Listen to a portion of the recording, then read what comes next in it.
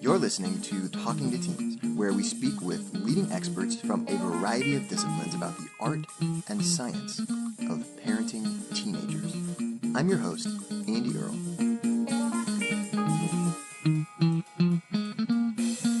Hey, we're here today with David McRaney talking about his new book, How Minds Change. He has been studying for years the science of how people change their minds, why we get locked into certain viewpoints, how we argue with other people, and what it is that can ultimately turn the tide. He has studied all kinds of different researchers working in various different subjects who have mastered the art of changing other people's minds in the course of a single conversation. And of course, this is something that parents of teenagers deal with a lot. We disagree with our teenagers about things.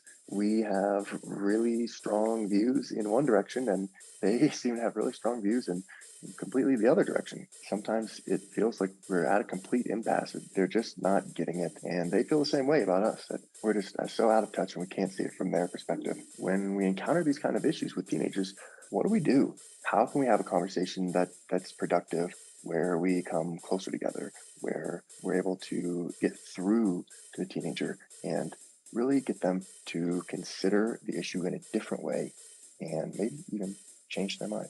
That's the topic of today's show. David, thank you so much for coming on the podcast today. Really, really excited to speak with you about how minds change. So talk to me a little about where this came from. I mean, this is not something that you just decided you were interested in yesterday. You've been fascinated by the topic of how minds change for quite some time now. Yeah. Where did that interest come from? Well, I think it came from, like, I've had my own podcast for a long time, and I've written a couple of books about this domain, but always from the perspective of motivated reasoning. Like, I've always been fascinated with how people can come up with rationalizations and justifications for whatever they already think, feel, and believe. And if they're tasked with changing their minds in some way, there's always a way out of it by more rationalizations and justifications.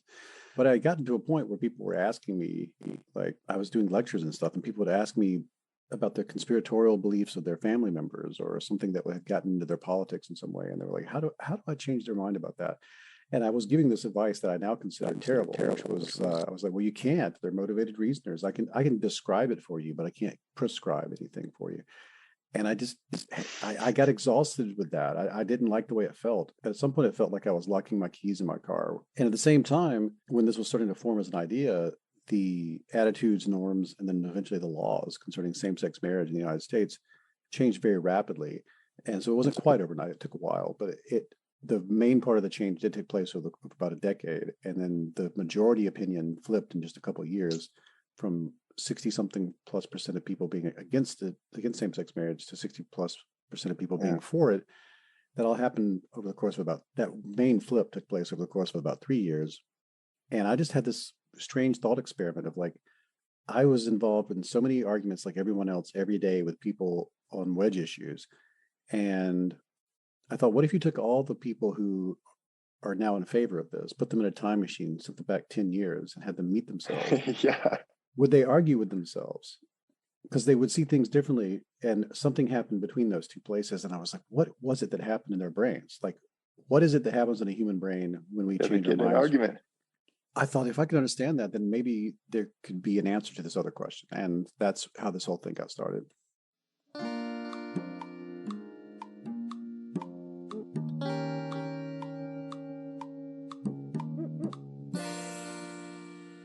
I think that it's so fascinating to think about how we get so entrenched in our ways of thinking about things.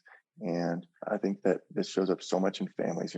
And you talked a bit at one point about conspiracy theory.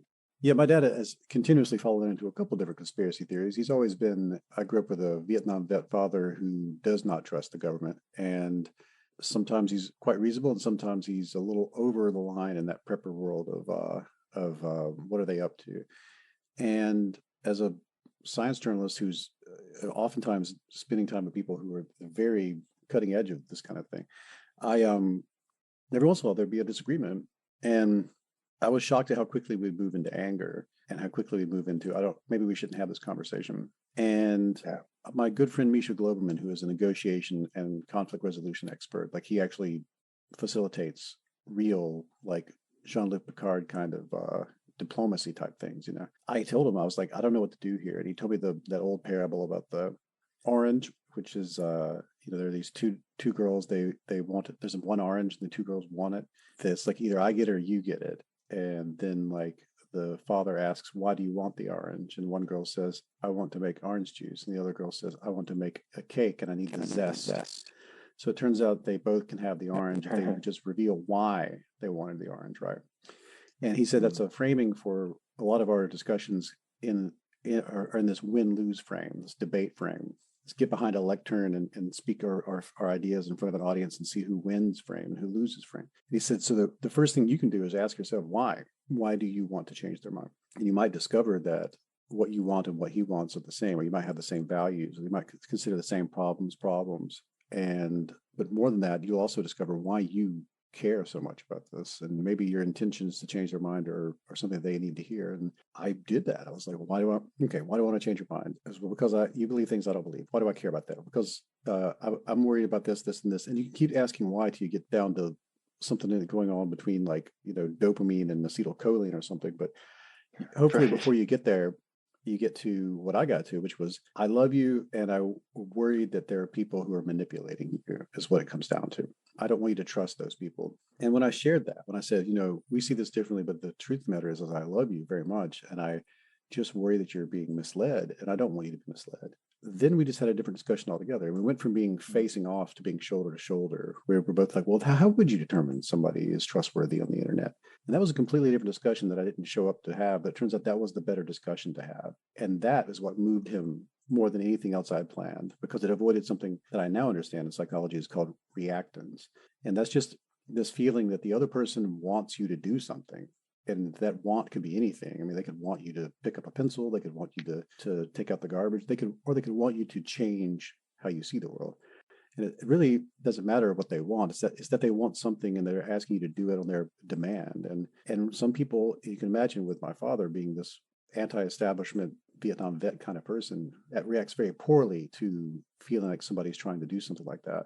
His feels like his agency, his freedom's being taken away in some way. So that was a clever way to avoid that reactive frame. And that's something I advocate for throughout the book is in the very beginning, you've got to get out of that frame, or else you just won't even be able to have the conversation that you want to have. Yeah, and it kind of just changes the whole context of the conversation. Obviously, starting from a place of, hey, I care about you, and disclosing. I just love that idea of disclosing why you're trying to change the person's mind. And it's like you have to get clear on that and honest with yourself about that first, which is all helpful. You use this phrase throughout the book that I like, which is that you can't just copy paste your own reasoning, your own thought process into someone else's head and expect them to follow it and accept it as their own. You have to talk about their thought process and how they developed these beliefs and why they believe this and where that came from. And that's how you can start to open them up. And I just think, yeah, starting a conversation off on the right foot is like so important to just like to set the tone that, this isn't going to be me trying to take my way of thinking about it and my perspective and just like force feed it into you. But this is like a conversation where I really just care about you. And I want to just talk about this and hear your perspective. Yeah, it's so easy to miss out or to ignore that you had a reasoning process. That's how you arrived at your conclusion. Arrival suggests journey. Arrival suggests there's been a process, and a conclusion suggests it has concluded. So, like these beliefs and attitudes and values that we hold, when we come in contact with somebody else who has different ones, like it feels like we should just be able to do battle, take the facts, put them out into a little arena, and have them fight the other person's facts, and let the best facts win, right? Yeah, because it's obvious, because they're wrong. Yeah, it just seems so clear if like the facts are on my side, or I have the moral high ground, or whatever it is you feel. but you got there somehow. Like there's a reasoning process, and reasoning in psychology means coming up with reasons for what you think, feel, and believe, for justifications and rationalizations and explanations that you would also, in addition to that, reasons in the sense that would be reasonable, plausible to other people who share your values, who are in your in group, and so on.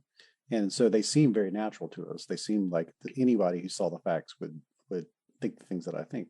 The other person has had different experiences. They may have somewhat different values, and they may have just seen a propensity of evidence that you haven't, but also they haven't seen the evidence you have, and so on. There's all sorts of things that lead up to them having the position they have, and you can't expect them. You can hand the evidence to them and say, this should just change their mind. Like, I'm going to send them this link or this YouTube video, and they're going to be like, this is going to change their mind. All they have to do is watch this one thing. But they're going to interpret it using the same process they've used to cherry pick the evidence that they already are using to back up their position. So just like, and if they did the same thing to you, I mean, they send you a YouTube video, you're going to go like, well, I can understand why this doesn't feel right at its first, because it seems to suggest you're saying that there's a middle ground between the two places, or that especially there are some issues where like it feels like I totally do not agree with their position and I do not wish to entertain it. Like, I understand that there's a hesitation there, but I'm not suggesting you ever give up your position in that way, or not feel as strongly as you feel about it. It's just important that if you hope to have that person see things more like you see it, or entertain the way you see things, or respect your opinion, or move in any which way, you can't engage them in a certain way, because it's going to give you the opposite of what you're trying to get out of it. What you have to do is instead open up space to give the other person a chance to introspect. And then if there are counter arguments that they haven't considered, they have to write those counter arguments on their own. It has to be on their side. They have to produce them. You can't take your counter arguments, which may be the exact thing they're going to think on their own, and then hand it over to them, because they're going to spit it right out. No thanks. But if they create that counter argument through the conversation space, then they'll own it, and it'll have weight and balance out whatever arguments they currently hold. And that's sort of how all of this works. Every technique that I talk about does that in some way or form.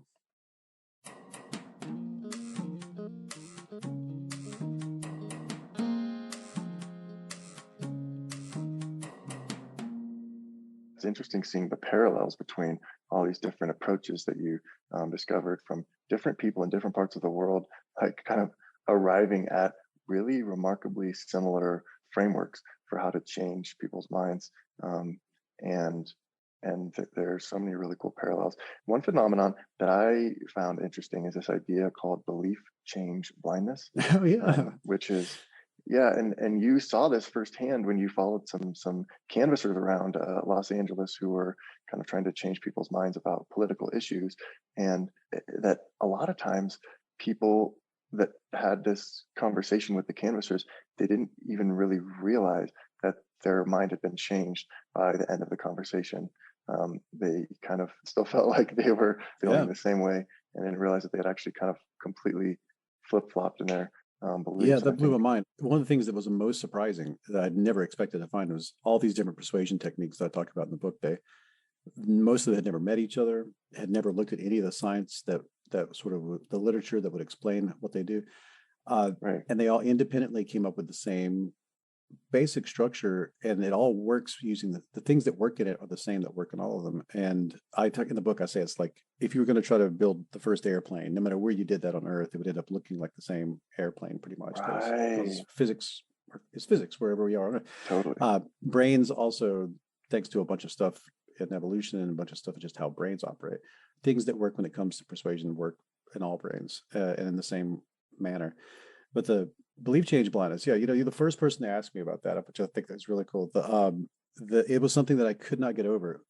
When I spent time with the Leadership Lab in Los Angeles, at the LGBT Center of Los Angeles, because they developed something called deep canvassing.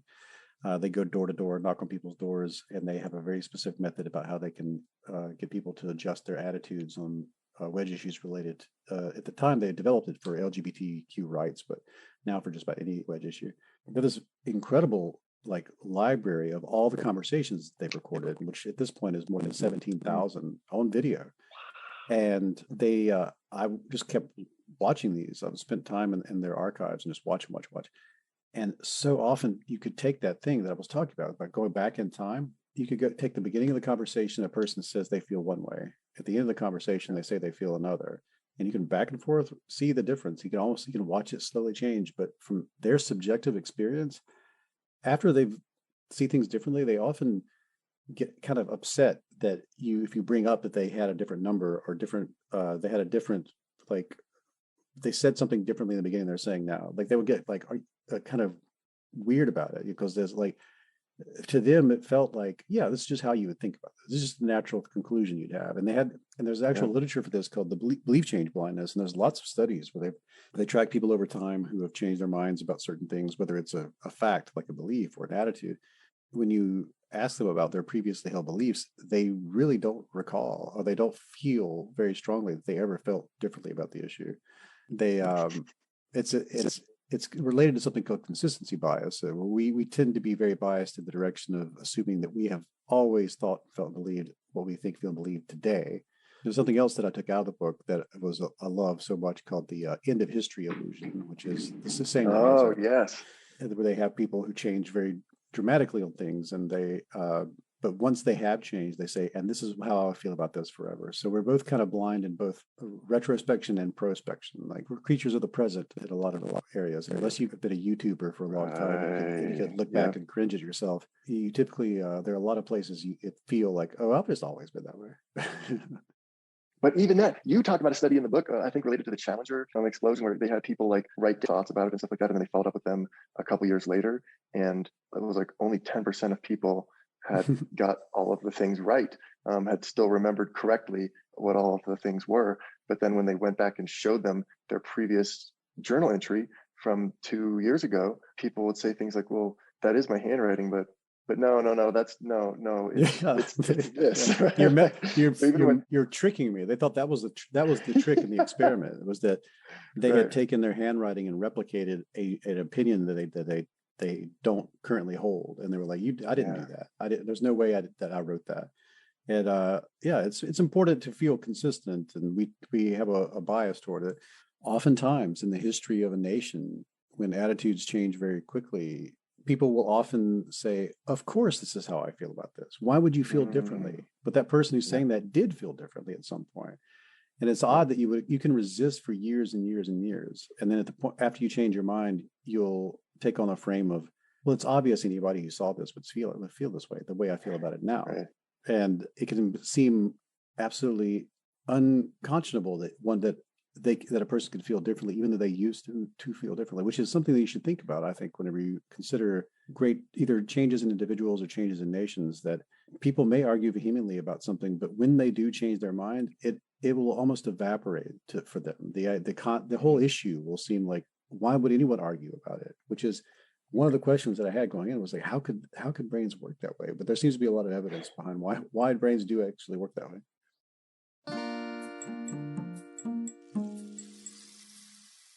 It just really makes me think about parent-teen relationships, and how so much as a parent, it's so hard to just even think that your teenager could be thinking this is a good idea, or not getting it or not seeing it. And we forget that how we thought in the same way when we were teenagers, or that, hey, it's been so long since we were actually in that headspace that it's hard for us to even admit to ourselves or remember how it was when we felt that same way, and or would have responded similarly in a situation like this. And so I think a lot of like learning more about this research and just understanding that about ourselves can help us have more empathy, and like be able to just put ourselves in that space a little bit more. And I think that's really cool. Yeah, I talk about that a lot. Cognitive empathy is what I like to call it, where there's a good chance to express it in this very particular framing you're giving me here. Like over the line of you not being a teenager anymore, you can get in that space of like, of course, this is how you should think about things. How could anybody see them any other way? And I've always felt this way.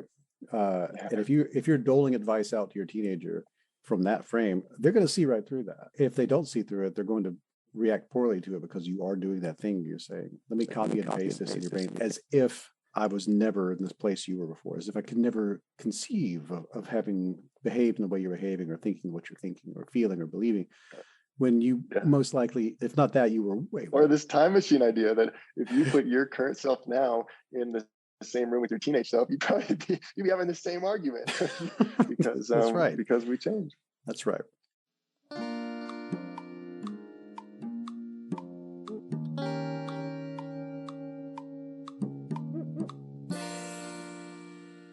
Something in your book is this idea of disambiguation. Oh, And man. yeah, it's at the core of kind of a lot of what we've been talking about. And you talk about that whole dress meme Mm-hmm. that was like super viral a few years back, where people were saying, no, the dress is black, no, the dress is white, and everyone's looking at the same picture and they're seeing the dress differently. And you know, of course, the question is, well, how is it even possible that we could look at the exact same picture and someone could see it as black and someone else could see it as white? And I really, this whole section of your book has really got me thinking. But I guess it comes down to this idea of disambiguation. Disambiguation is what it sounds like. It's taking something that's ambiguous and making it not so ambiguous. And this usually happens when there's new information that generates some sort of uncertainty. But what I like to point out in the book is that in the moments in which we take something ambiguous and make it less so, the fact that it was ever ambiguous usually doesn't register. And that's hard to believe. Just take the dress as an example. The picture that went around the internet in 2015, and some people look at it, it's black and blue, and some people look at it, it's white and gold. And however you see it, that's just the way you see it. But the truth of the matter is, it could be interpreted in either way. And the fact that you are interpreting it doesn't seem to be something that you're aware of. The fact that it was ever ambiguous and you needed to make it less so, not something you're aware of. You only get the result of all that process. You don't actually get to witness it take place inside your mind. And the short answer as to why that happens is the more exposure a person has had to sunlight over the course of their lives, the more they've seen things overexposed in sunlight. And the more you've seen things indoors, incandescent light, the more you have seen things overexposed in incandescent light. And just the variations of life experience can lead a person to these two different assumptions when it comes to overexposure. And that's an image that's overexposed right on the edge where it could be seen as being overexposed in sunlight or overexposed in incandescent light. Sunlight is mostly in the blue spectrum and incandescent light's mostly in the yellow spectrum. So the brain will try to subtract the overexposure to help you see it the way it should be seen. What color is it really? Right. And so some people subtract blue, some people subtract yellow, and the result is either black and blue, white and gold. The thing is, you don't know you're doing that. And it can feel that. I remember the arguments that took place online at that time was like, the people who see this different than me are bonkers. And then you might actually, I remember seeing like local news reports where they argued at the end. They're like, what's wrong with you? What's wrong with you? It's white and gold. Like it was unfathomable that you could see it differently, right? And the researchers at NYU that I spent time with to help me understand this, they developed this model. They said this helps understand disagreement itself. They called it SURFPAD. And in the presence of moments of substantial uncertainty, in the presence of ramified or forked prior assumptions, it will always lead to disagreement. So ramified means branching. But the point of that is the prior assumptions part is everything that's happened to you over the course of your lifetime that leads you to have a certain kind of model that disambiguates in a certain way. There are moments in life that are ambiguous. And that means in those moments, in fact, most things are ambiguous. And in those moments, people will disagree with one another about how to disambiguate it. And but it won't feel that way. And it can often lead people to feeling like this is the only way to see this. You know, Pascal Walsh, who did the research and all this, he said, it's not completely unbelievable to think that political groups could form around one way of seeing the dress and another. Right. Because I mean, all that would have to happen is like-minded people spend a lot of time with each other online. They meet each other through the dress somehow, and then they end up black and bluers and yellow and golders. And then all that has to happen is that some subset of that community has very particular anxieties and fears, maybe prejudices about the world, and they group up. And then now you have a pretty tight cluster of people, and then those people can form a larger and larger group until they have clout that can be expressed politically. So it's not unfathomable. He wanted to demonstrate that SURFPAD is something that we should be aware of whenever we disagree with other people. They may have no options in that regard. They just simply are experiencing the world as they experience it, and they're not aware that they're doing any sort of disambiguating. And so that's not to forgive anyone for having a heinous viewpoint or doing something that's harmful in this world or wishing harm upon you, perhaps even, but it does give you an opportunity to understand, okay, if I wanted to affect change in this regard, this is something I have to take into account. And it's just such a perfect metaphor, I think, especially because the difference between outdoor lighting and indoor lighting. And so the people who have really spent a lot of time outdoors and have that experience will tend to disambiguate the image in one way, as people who have spent more time indoors or work indoors for long periods of time will tend to see it another way, and their brain disambiguates it another way. And you write that people with broadly similar experiences and motivations tend to disambiguate in broadly similar ways. That's so true. And we get in these groups of people that are like us, or parents. You're talking to your spouse, and you're talking to your friends who are also parents. My kid just doesn't get it. They're all going to agree with you because they've got really similar views to you. But your teenager is maybe having similar conversations with their friend. Like, can you believe my parent just so out of touch, not understanding this, because they're disambiguating the issue in a completely another way based on their own experiences. And I've got a good example of this. Similar. Putting a period at the end of your sentence in a text message. If you are at a certain age range, that comes across as being aggressive. It comes across as you're trying to either some sort of tone, right? And over a certain age, it's like, I just put periods at the end of my sentences because it's proper English. But it makes no sense why a person could see it any differently than you see it. It makes the other person seem so silly. But the reason for that is if you grew up in a world of text messaging and you grew up in a world of messaging at all, there's no need to put a period at the end of your sentences because the text message ends the statement. The statement click send. Yeah. It's the end of the message. The purpose of a sentence is inside a page of text to say this particular statement I've made is over and now I'm starting another one. Like it ends the sentence and starts another. So it had a purpose that you don't have to have it in that world. So in that world, it frees up the period to serve a new purpose, which is, okay, if I'm adding a period to something that already has concluded, then I'm trying to say it with strength. It's one of those things where like, if you refuse to communicate in that way with someone who sees it differently than you are also kind of refusing to understand why they would see things that way. And you're rejecting their entire, you're rejecting the fact that they can't help but see it that way. And that's not going to be useful for any kind of conversation. Hey, we're here today with David McRaney talking about how minds change. And we're not done yet. Here's a look at what's coming up in the second half of the show.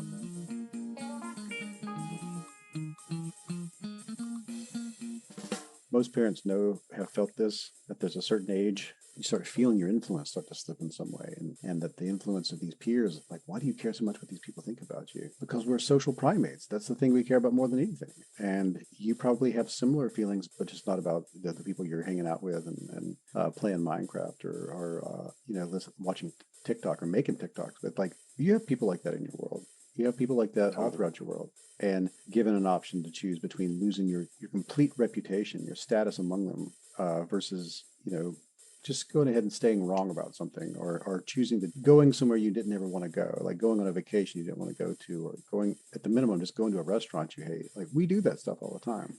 And the world of a teenager is smaller than ours. It's socially, their circles are tight and limited, and their ability to move around the world is not as great. So that means that social influence is even more influential in that space. They might not have the opportunity to be in many other groups, but they do have a chance to introspect and discover what are my core values, and are these core values being expressed among the people that I'm spending my most time with? That is something that you can do. And is this thing I'm about to do, not do, believe, not believe, feel, not feel, is this something that is close to my core values, or is it kind of far away from it? And if it's far away from it, what's influencing me to get so far away? That's something you can really put to someone. And you can do it by just compassionately, non-judgmentally asking the kind of questions that will lead a person to their own answers to those questions. You're really communicating somehow that you're not out to shame them. What you're saying is not an attempt to get them ostracized among their most trusted peers. Even if you do feel personally that they should be ashamed, you do feel personally that you hope they do leave that group.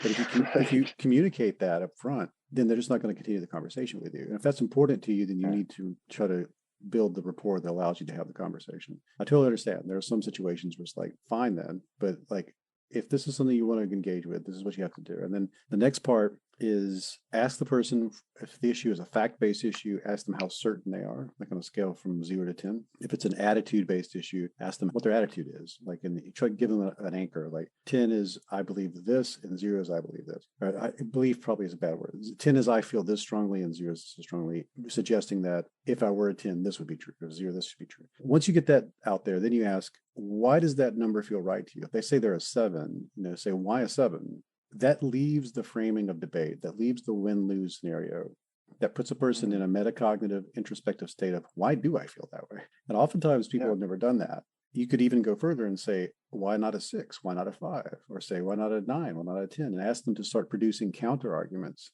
that they've never considered before. But you're not taking your counter arguments out of your head and putting them into their head. They're building them on their own. They're their counter arguments. And when we do that, we're more likely to listen to those things, keep those things, add them to our collection of ideas, and they start having weight. They can counterbalance whatever we already had in there. And that leads to change. So the steps go further than that, but I think it's those first two, they're there in every single one of these persuasion techniques. Those first two are always there, and then they get more particular depending on like what you're aiming for.